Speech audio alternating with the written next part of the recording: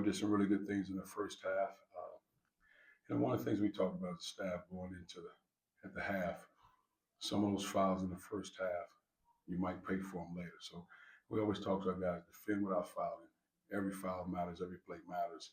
I thought Mike got one in the first half. I thought Keith had one or two in the first half. And then obviously you got to switch some lineups. Keith doesn't start in the second half. No excuses, but now you lose some flow, lose some momentum, and now you don't really get a good rhythm with Keith and Mike kind of going in and out. But that's a part of the game. I thought our guards did some really good things. Especially on the offensive side of the ball. We got to continue to grow defense with our one-on-one defense. Because I thought their physicality as veteran guards was good for our guys to go against. And once they got their heads up, started getting fouled, they started making plays. Yeah, when they were going ISO with Chandler, how would they have some success? But he's just that good of a player. Or? Well, he's a talented player without question. But again, it's one-on-one defense. Put your chest on the ball, make him shoot tough twos. He was piling his way to the rim. We have to be better at containing, sit down, and guard. I mean, it's probably simply said, but it's easier said than done. I mean, because he's a physical presence, 6'5", strong. He gets his shoulder on you, and he's downhill. But we got to take pride because again, one thing we talked about is they're shooting 3-pointers or layups. So it's not a lot of pull-ups. So it means you get to a point, cut them off, and you got to put your chest on the ball and challenge the shot. But we didn't do a very good job in the second half, also consistently blocking out because they get a shot, miss it, get another body on. So we had to be better there. We didn't do a great job with that. I think their physicality played a heavy part in that. As a coach, surprisingly, you guys got outscored by 10 points in the paint. Is that credit to them? Was that things y'all can control more so? Oh, certainly things we can control, like keeping the ball out of the paint, first and foremost. And then the other thing is I give them credit because that's one of the things they do. They drive it hard, they pound it hard, they drive it. And they hadn't been shooting the ball well from three. They were shooting 27% from three. So the thing is, you watch them on film, they consistently drive the ball.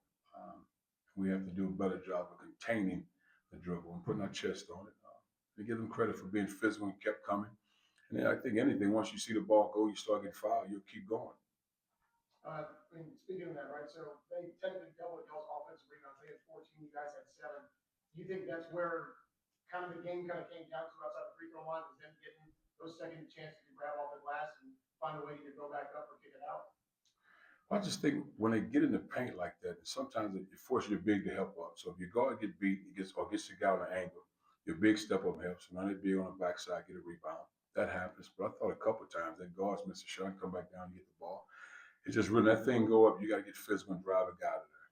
You got to drive him out, be physical without fouling. And then what happens too, the same way like for us, if we have Keith on the floor, who's a forward, but if he plays a 5 position for us, he can really shoot the ball. So now it spreads you out. And I think that happens a lot when they have 22 Jackson on the floor who can shoot the ball. So now as a guard, you got to do a great job of helping because you don't have a traditional big to be a stopper for you. So it's part of it. And then it seems like in the first half you guys forced a lot of turnovers. Yes. Did they think with Arkansas they didn't get a better ball in the second half, or were you guys that intensity is not the same? I think it could be the intensity of you getting fouls. So Keith had 3 fouls, but I think what happened, they just started outside of probably 5 or 6 plays that they ran the second half. They started really operating with Jackson coming down the sideline or coming down either sideline, and then forcing us to make a decision. If they can turn the corner, they dump it off to their big, and then make a play there. But it wasn't necessarily a lot of plays. It was just really trying to put pressure in the paint, but really what initially started with a ball screen.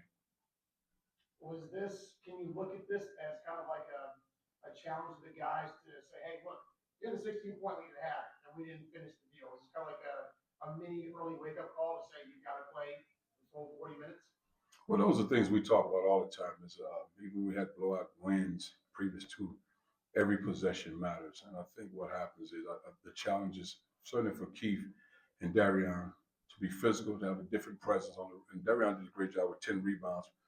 I don't think he's very good defending one-on-one. That's the area he has to grow in. The same way we keep growing those areas right there because there has to be an advantage. If you guard smaller, quick guys, then we have to have an advantage on the other side. Something has to give. That final minute was pretty crazy. The intentional foul. You still had opportunities to tie it.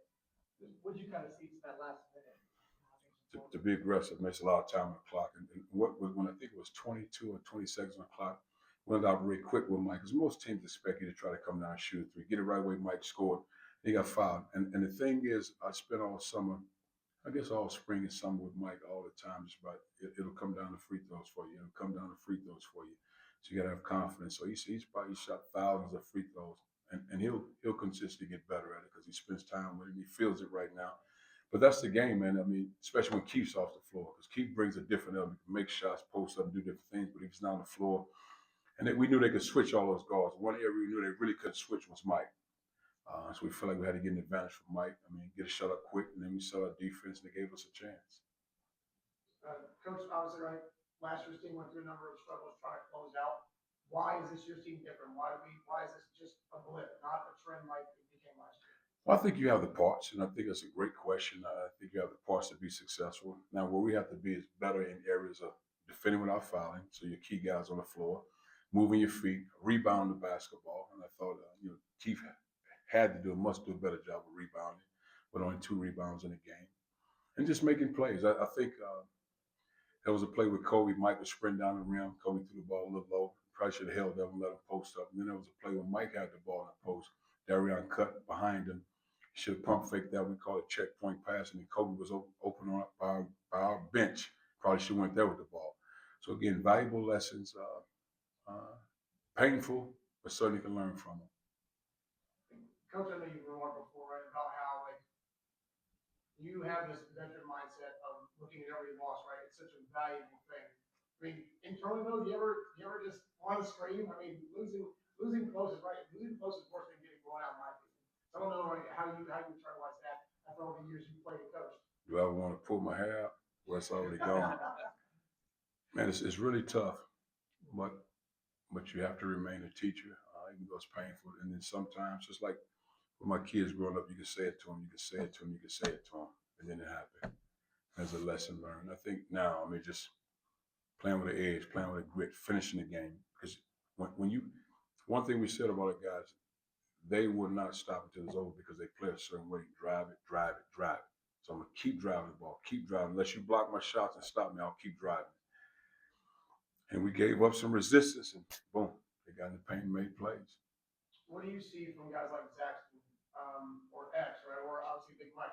What do you see from them maybe tonight that maybe you didn't see last year, or was it a continuation of just pure resolve?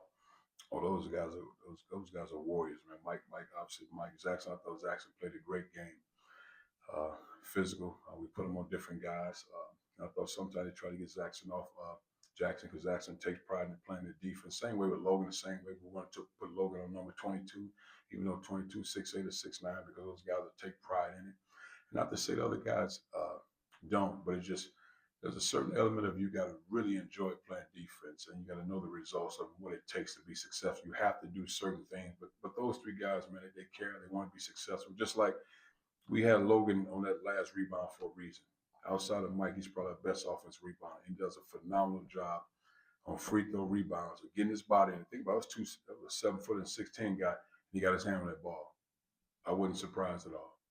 This may be that you'll be rolling with. I think you mentioned last time we talked, Richardson guys.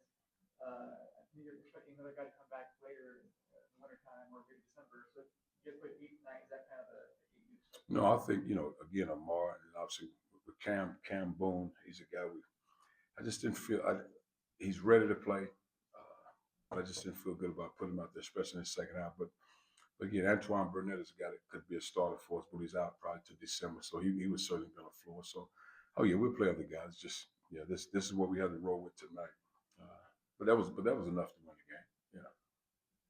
All right, Coach. Thank you so much. Thank you.